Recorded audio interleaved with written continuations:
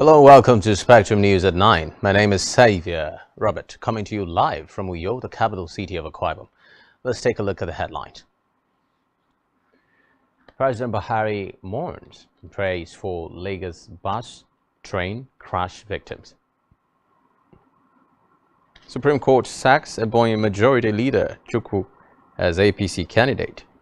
Plus, Ukraine mourns Da Vinci war hero killed in battle for Bakhmut.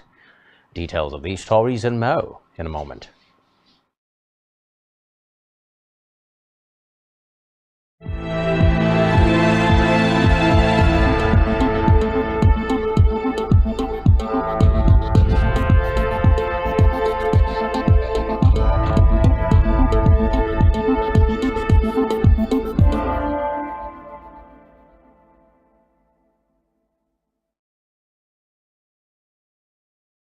First in the news tonight, President Muhammadu Buhari has commiserated with the families of victims of the tragedy resulting from a collision between a moving train and a transit bus conveying government workers in Lagos State. A total of 85 passengers were reportedly being conveyed on the bus, most of whom sustained injuries of varying degrees, while 6 were declared dead. The president, in a statement by his senior special assistant on media and publicity, Garba Shehu, expressed sympathy over the accident involving a train and Lagos State BRT staff bus Thursday in Shogunle area of Ikeja. Meanwhile, President Buhari has commiserated with the National Working Committee (NWC) of the All Progressives Congress (APC) following the passing of the National Welfare Secretary Friday Nwosu. This was contained in a statement issued today by his senior special assistant to the president, Garba Shehu. Garba said Buhari condoled with family members, friends and associates of the lawyer who, according to him, served the party and country diligently, remarkably handling affairs of members with care, especially during the campaigns and elections. The president affirmed that the wisdom and maturity of the late National Welfare Secretary contributed to the successes of the party over the years. He noted that the departure of Nwosu left a vacuum in the leadership segment that caters for members and staff of the APC. In another development, the Supreme Court has affirmed Rufai Hanga as senator-elect for Kano Central Senatorial District under the platform of the New Nigeria People's Party (NNPP). The Apex Court also removed former Governor of Kano State Ibrahim Shekarau as the candidate of the NNPP in the February 25 National Assembly election, delivering judgment in an appeal brought before it by the Independent National Electoral Commission (INEC). The court upheld the judgments of the Federal High Court and the Court of Appeal, both in Abuja, which had earlier upheld the candidature of Rufai Hanga as the candidate of the party.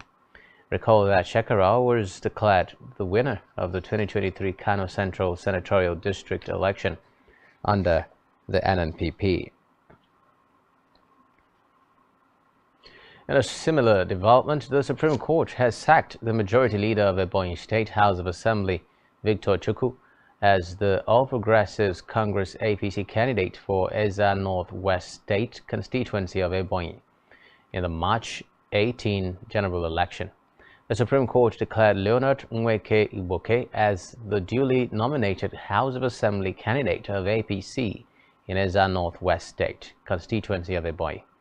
Igboke, who won the APC primary in the constituency on May 26 last year, had his name removed from the final names of aspirants published by the Independent National Electoral Commission (INEC) on July 22, 2022. Disgruntled with the development, Igboke approached the Federal High Court, Abakaliki, on August 3, 2022, and the court affirmed him as the rightful candidate of the APC in the constituency. However, Chukwu appealed the decision at the Enugu Division of the Court of Appeal, which dismissed the judgment of the lower court and held that the majority leader was the APC candidate in the constituency. Subsequently, Iwoke challenged the judgment in the Supreme Court on February 9, 2023. Delivering the judgment at the Supreme Court today, Justice Muhammadu Lawal Garba, who led the five-man panel of justices, set aside the judgment of the Court of Appeal in its entirety and restored the earlier judgment of the Federal High Court, Abakaliki.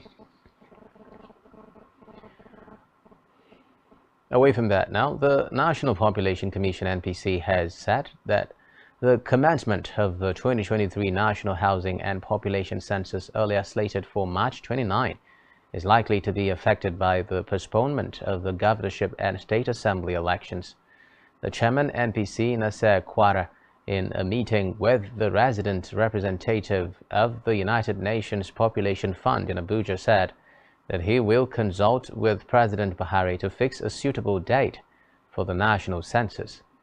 On her part, the resident representative of the United Nations Population Fund, Ula Muela, pledged the support of UNFPA in ensuring the success of the exercise. While reiterating the significance of the exercise to the attainment of the Sustainable Development Goal, Muela explained that the conduct of a post-enumeration survey will also give credibility to the census. On electoral matters, the Independent National Electoral Commission (INEC) has said it will appeal the court judgment that asked the Commission to accept the use of the temporary voter cards (TVCs) in the gubernatorial and House of Assembly elections. In a tweet via its verified handle, the Commission said INEC has been served a copy of the judgment delivered by the Federal High Court, Abuja Division, which ordered it to allow two plaintiffs to vote with their temporary voters card (TVC). Recall that the Federal High Court in Abuja had ordered the INEC to allow the plaintiff use of TVC in the March 18 governorship and House of Assembly election.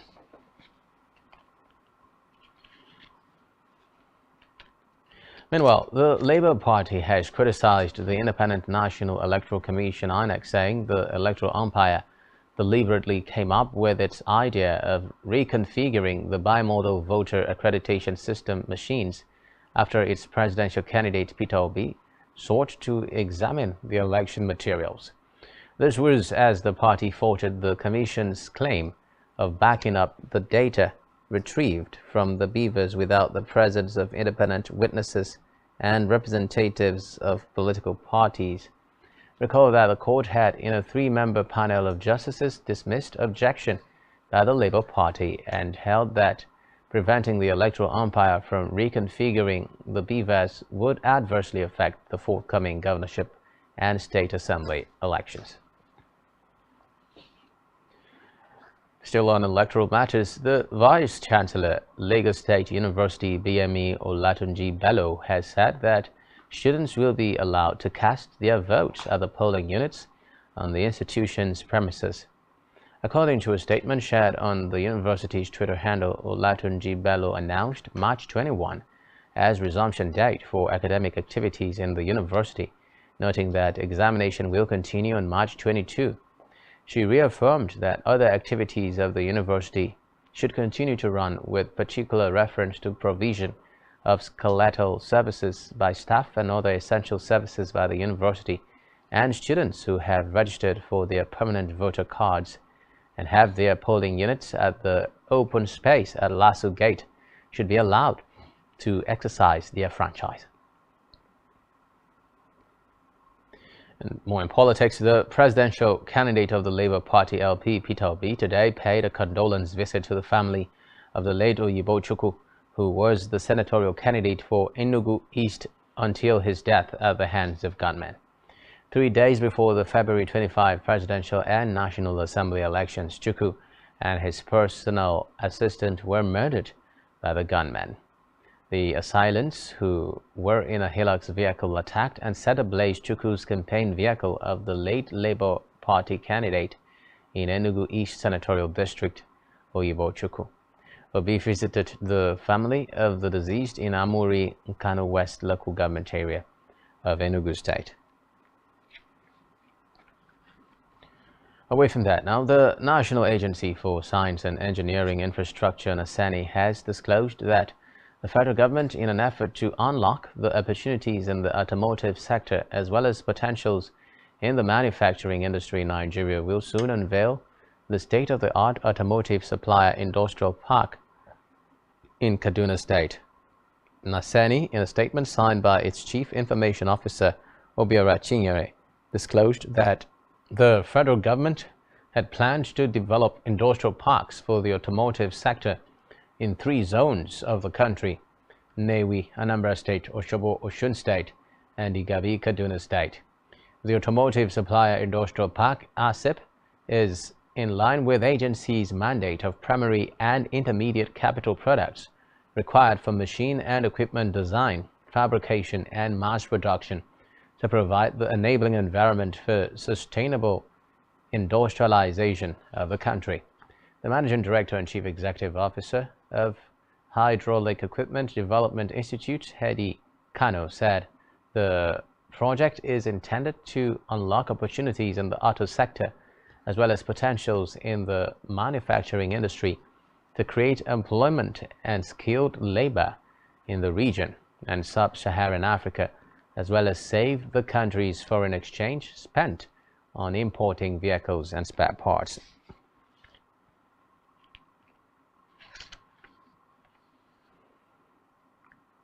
In a separate development, the Nigeria Security and Civil Defense Corps (NSCDC) in Rivers State has said its operatives uncovered an illegal local refinery at Otamiri Eche in the Eche local government area of the state.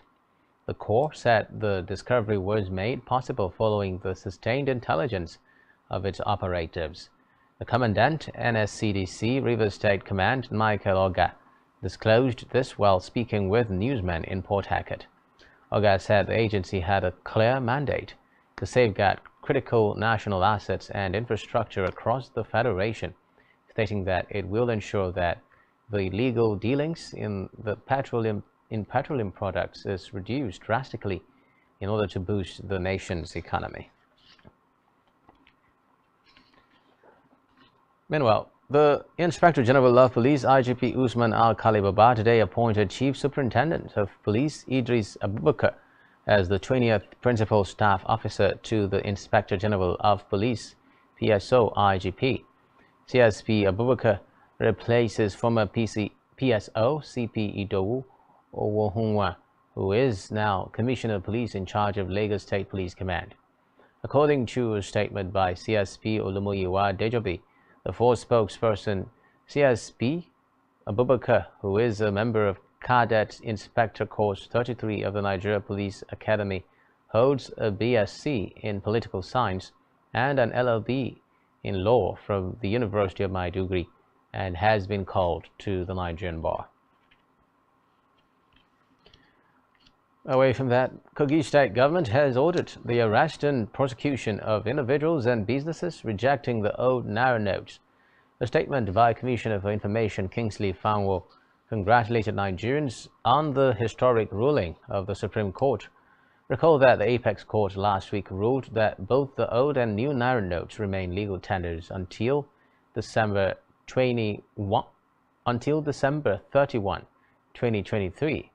Fanwo explained that the Yahaya Bello administration joined other states to pursue the case to ease the hardship occasioned by the unavailability of cash. He said it was unacceptable that some persons and business continue to reject the old notes even after the court validated their use. Still to come in the news. British economy expanded 0.3% month-over-month in January. You stay with us.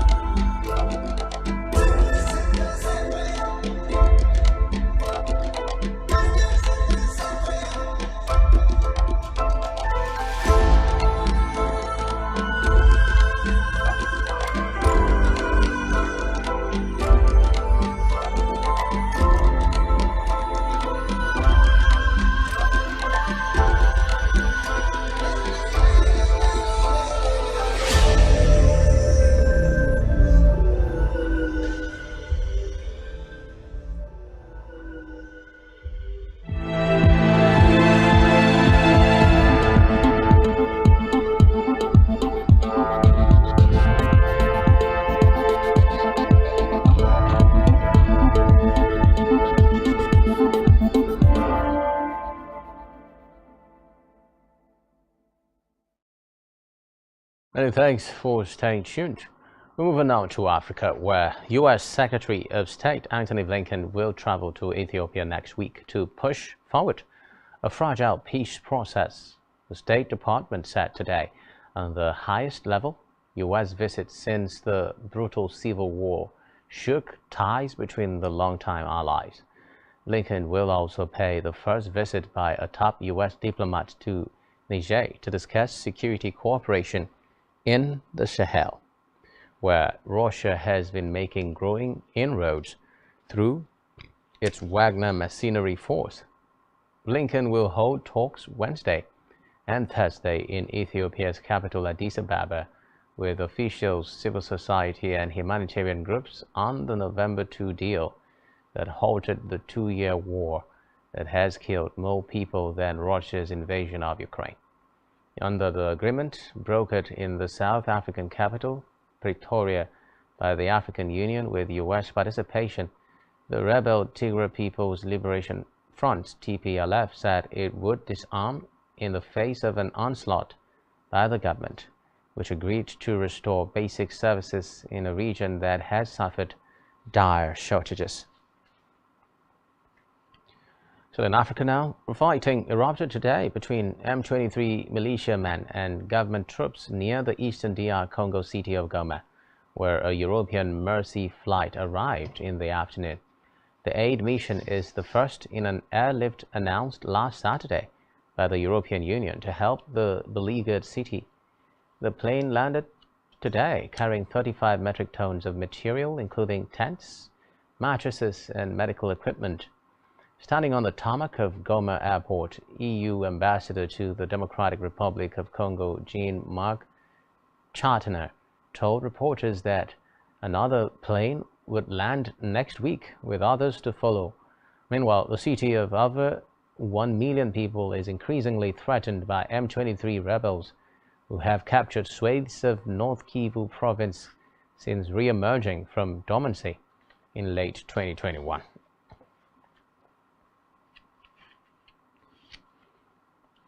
In the meantime, a group of African soldiers have been selected to participate in an annual U.S. military-led counter-terrorism exercise. The Flintlock 2023 drills, a 2-week training, are being staged in Ghana and Ivory Coast. The U.S. Major DeMarco explained that the benefits of the training to Ghana and its neighboring countries is not only for maritime security operations, but it also fosters the interoperability and collective security of African nations. Meanwhile, the training will run until March 15. 29 nations and over 1,000 personnel will participate in the Flintlock.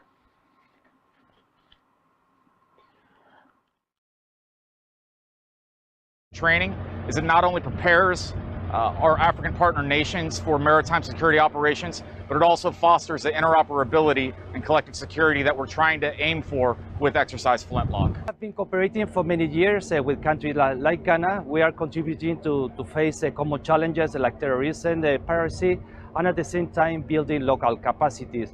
We believe that these are activities for mutual benefit of both parties. We're cooperating with our partners.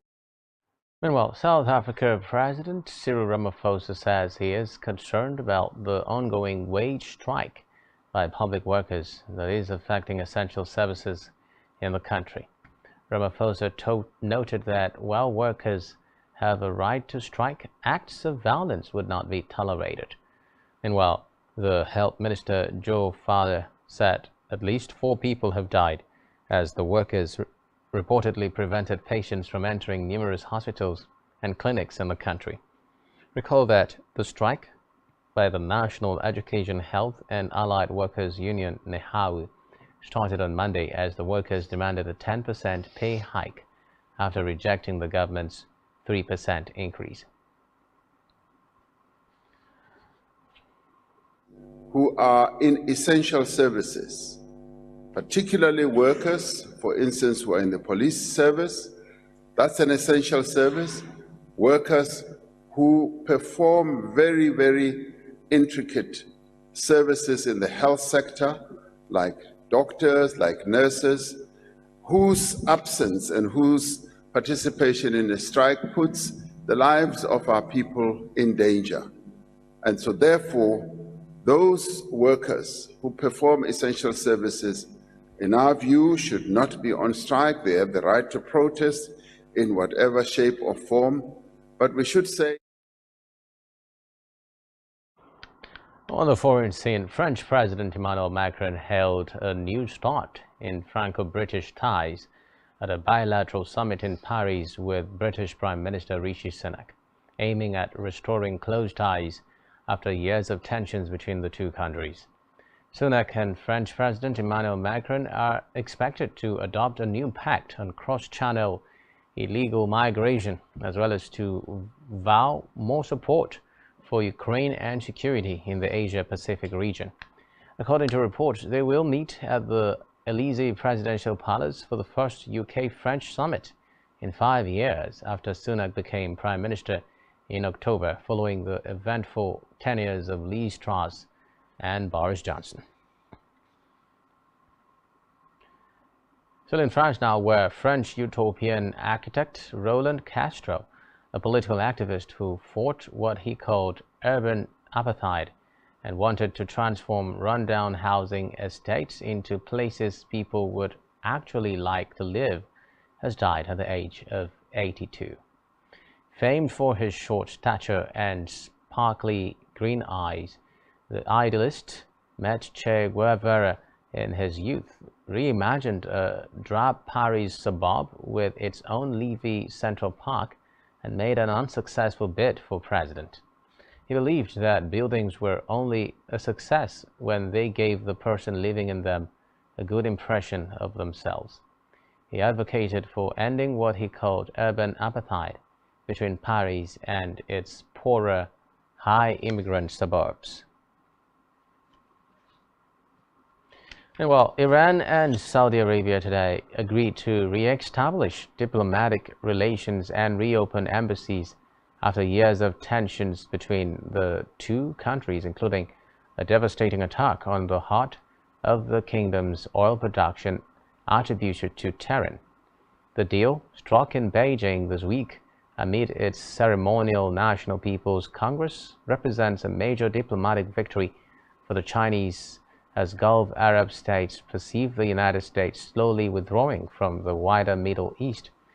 It also comes as diplomats have been trying to end a years-long war in Yemen, a conflict in which both Iran and Saudi Arabia are deeply entrenched. The two countries released a joint communique on the deal with China, which apparently brokered the agreement. Meanwhile, Iranian state media posted images and video it described as being taken in China of the meeting. It showed Ali Shamkhani, the secretary of Iran's Supreme National Security Council, with a Saudi official, and Wang Yi, China's most senior diplomat. Elsewhere now, Turkish President Recep Tayyip Erdogan has banned music from his campaign stops and vowed to heal the earthquake-stricken nation's wounds as he formally set the next election for May 14. Erdogan signed a decree on national television that kicks off campaigning for what is widely seen as Turkey's most consequential vote of its post-Ottoman history. It is also shaping into the most difficult of the 69-year-old leader's two-decade rule. According to reports, voters will face a stark choice between keeping Erdogan's Islamic-rooted party in power until 2028 or handing the reins back to the main secular party of Turkey's founder, Mustafa Kemal Atatürk. Meanwhile, Erdogan said he would run under the slogan, "Now for Turkey." Still on the foreign scene, China's leader Xi Jinping has secured a historic third term as president from the country's alleged rubber stamp parliament. This follows a consolidation of power that has been made by 69-year-old Jinping, who is China's most dominant leader in generations. Reports say Xi's power comes from him being General Secretary of the Communist Party and Chairman of the Central Military Commission (CMC). he was handed both posts at a party congress last October. Xi has also gained another term as the chairman of the CMC of the People's Republic of China. In the meantime, Israeli police said 3 people were shot and wounded in Tel Aviv in an attack carried out by a member of the armed wing of the Palestinian group Hamas. The shooting took place at Dizengoff Avenue, a popular nightlife spot in the center of Tel Aviv, where a Palestinian attack killed 3 people in April 2022. According to the Israeli police spokesman, Dean Elsdoon, the 3 victims of the attack are still alive and undergoing treatment. Meanwhile, German police were investigating today after a shooting at the Jehovah's Witnesses Center in Hamburg that killed several people, with the gunman believed to be among the dead. Police have not given a death toll, but multiple local media outlets reported that the shooting had left 7 dead and 8 seriously injured. Meanwhile, Chancellor Olaf Scholz condemned the brutal act of violence and said his thoughts were with the victims and their loved ones. The Jehovah's Witnesses in Germany Association said it was deeply saddened by the horrific attack on its members after a religious service at the Kingdom Hall in Hamburg. To Ukraine now, where thousands of mourners, including Ukraine's armed forces chief, knelt on Kiev's main square today at the funeral of a war hero nicknamed Da Vinci, who was killed by Russians in the battle for Bakhmut. President Volodymyr Zelensky and visiting Finnish Prime Minister Sanna Marin also made a surprise appearance at the ceremony, and thousands of mourners marched through central Kiev to pay final respects on Independence Square, known as the Maidan, while the funeral showed Ukraine's efforts to honor its war dead. It also underscored the heavy impact of the Russian invasion and the long-running battle for the eastern town of Bakhmut. Ukraine has not revealed the scale of its military losses during the war. Dmytro Kostyuvailo was a 27-year-old volunteer fighter with a call sign Da Vinci, who led a battalion called the Da Vinci Wolves. In the meantime, Moscow has accused foreign countries of fomenting days of mass protests in Georgia, likening them to an attempted coup designed to sow tension on Russia's borders. Hundreds of Georgians rallied for a 4th day outside Parliament as lawmakers dropped controversial foreign agent legislation that triggered violent clashes between police and protesters earlier this week. The days-long demonstrations point to turmoil over the future in Georgia, which aims to join the EU and NATO, much to the frustration of Moscow, which invaded in 2008 and recognized 2 separatist territories in the north of the country. Meanwhile, the Kremlin criticized remarks from Georgia's president delivered from the United States and accused a third party of stoking anti-Russian sentiment in the Black Sea state.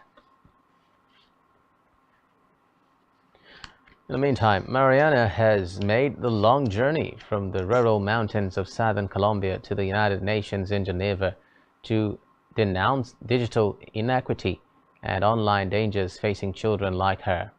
Addressing the UN Human Rights Council, she highlighted statistics showing fewer than a third of households in rural Colombia have internet access at home. Flanked by children from Ethiopia and Malaysia, as well as United Nations High Commissioner for Human Rights Volker Turk, Mariana was taking part in a UN discussion on child rights in the digital environment. The child participants' full names were not given. Marking a first at the UN Rights Council, a majority of the panelists at today's session were minors. Meanwhile, children also replaced some ambassadors to voice the stance of their countries from the floor, demanding universal internet access and protection for minors in digital environments.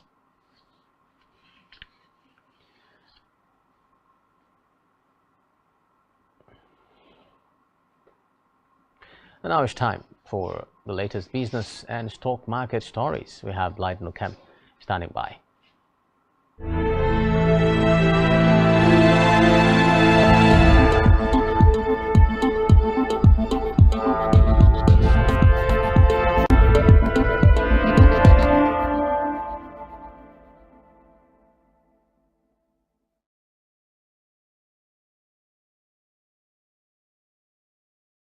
Thank you and welcome to Business News. My name is Blyden Ukem.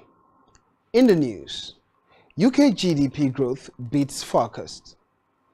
The British economy expanded 0.3% month over month in January, partially bouncing back from a 0.5% contraction in December, when strikes halted activity and beat forecast of a 0.1% rise. The services sector was the main driver of growth, led by education, while production fell in industry and construction. Considering the 3 months to January, the GDP was flat. In the US, job growth in the US remained strong last month as the world's largest economy continued to defy expectation of a slowdown. Employers added 311,000 jobs in February, more than expected, with bars and restaurants driving the gains.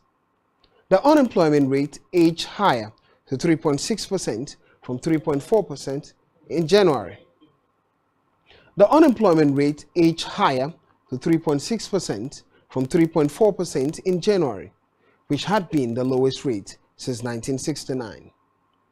The US Central Bank is trying to cool the economy to ease the pressures pushing up prices, but the jobs market has been resilient even as the bank raises interest rates to the highest level since 2007. In Nigeria, Nigeria made 21 trillion naira from the sale of crude oil in 2022 according to the National Bureau of Statistics (NBS) in its fourth quarter foreign trade report. The oil sales recorded was a 46.41% increase when compared to the 14.41 trillion naira in 2021. The crude oil exports accounted for 78.74% of Nigeria's 26.79 trillion naira, its total exports in 2022. According to the report, Nigeria sold 5.6 trillion naira worth of crude oil in the first quarter and 5.9 trillion naira in the second quarter. Nigeria's crude oil exports suffered a steady decline due to the country's struggle with rising oil theft, resulting in sales of 4.6 trillion naira in the third quarter of 2022 and 4.91 trillion naira in the fourth quarter of the year. It's time for the Nigerian stock market report. Investors in the Nigerian bourse lost 14.61 billion naira or depreciated by a negative 0.04% today, as the stock market capitalization fell to 30.39 trillion naira from 30.4 trillion naira. The all-share index lost 27.63 basis points to end today's session with 55,794.51 points.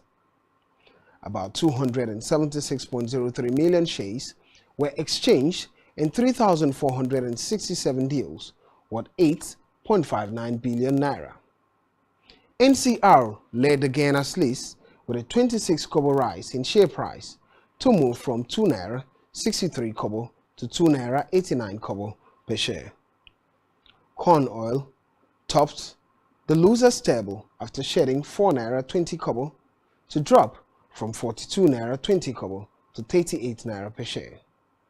Transcorp led the day's trading with 87.37 million shares valued at 119.9 million naira. This is all on Business News, and back to Xavier Robert for the rest of the news. Many thanks, Blyden. Still to come in the news. Shelton continues breakthrough season, sets Fritz meeting in Indian Wells. To stay with us.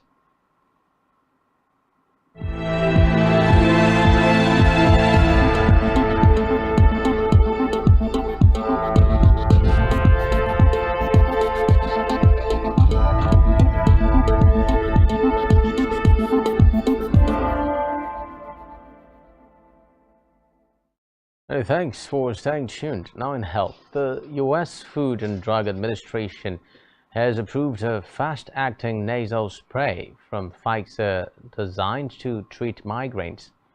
Pfizer said it expected the drug, marketed under the name Zavzpret, to be available in pharmacies in July 2023.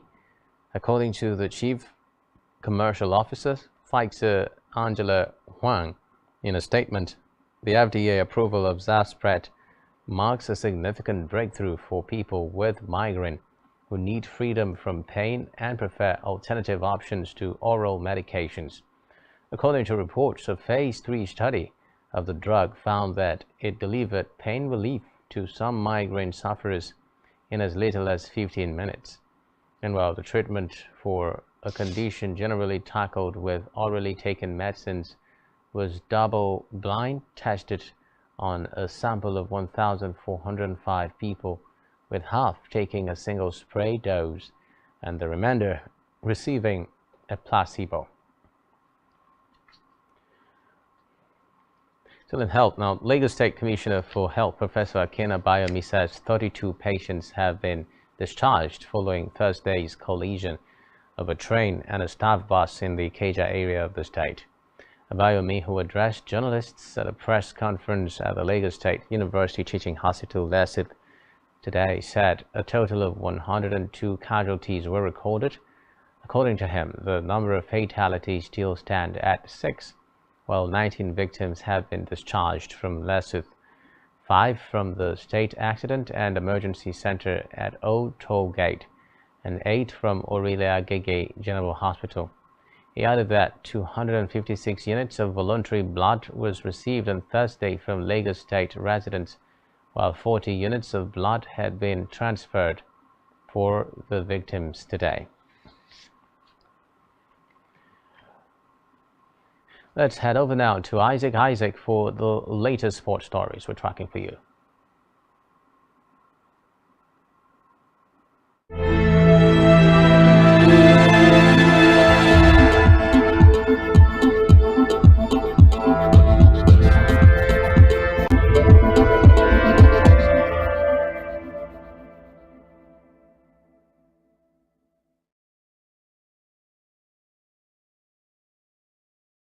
Well, thank you very much, Saviour Robert. In sports, Ben Shelton got his breakthrough season back on track yesterday when he earned victory on his BNP Paribas Open debut.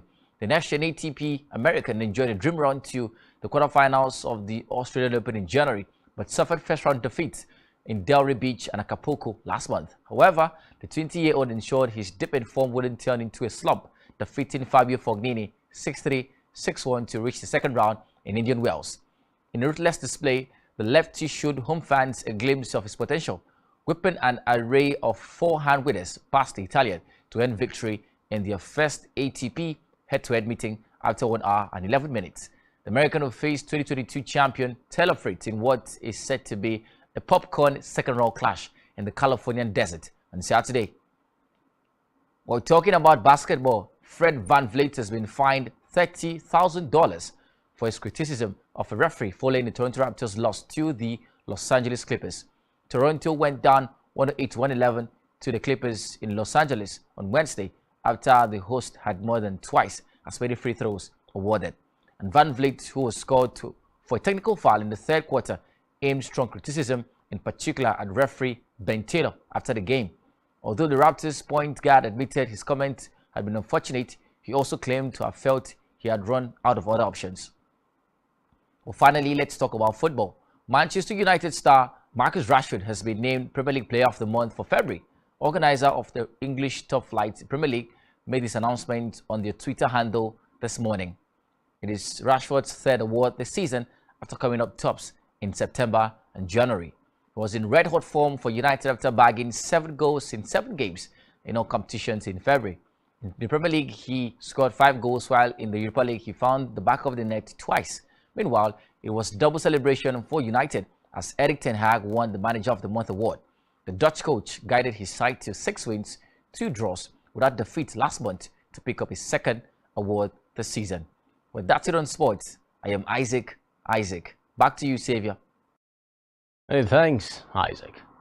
Now, in entertainment news, veteran actor and politician Desmond Elliott has tendered a public apology to all for his comments about the youths during the ANSARS protests in October 2020. He said he was not referring to everybody as children, but to those who were attacking the Speaker of Lagos State House of Assembly, Mushiru Obasa, on his Twitter handle. The lawmaker, who begged for forgiveness, said the hatred he has received on the heels of the comment was too much. Recall that the Lagos lawmaker was dragged on social media, particularly on Twitter, after being accused of referring to youths as children while pushing for the regulation of social media.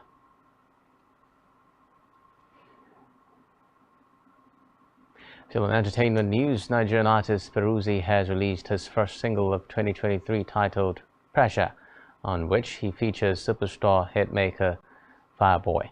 Reports say Pressure is a blend of interesting melodies and rhythmic beats that showcase the exceptional vocal range of both artists. Produced by Three Heads, Pressure is a track of Peruzzi's upcoming project, Sabali. Lastly tonight, Afrobeats international superstar Joe Boy has released the video for his latest hit single, Body and Soul, which is one of the singles ahead of his highly anticipated sophomore album. Reports say the official music video, directed by Pelix, paints a picture that brings the soft yet reassuring lyrics of the song to life.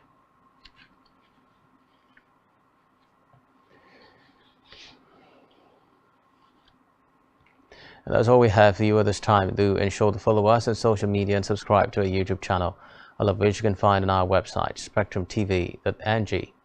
You've been watching Spectrum News at 9. My name is Xavier Robert, wishing you a terrific weekend, and good night.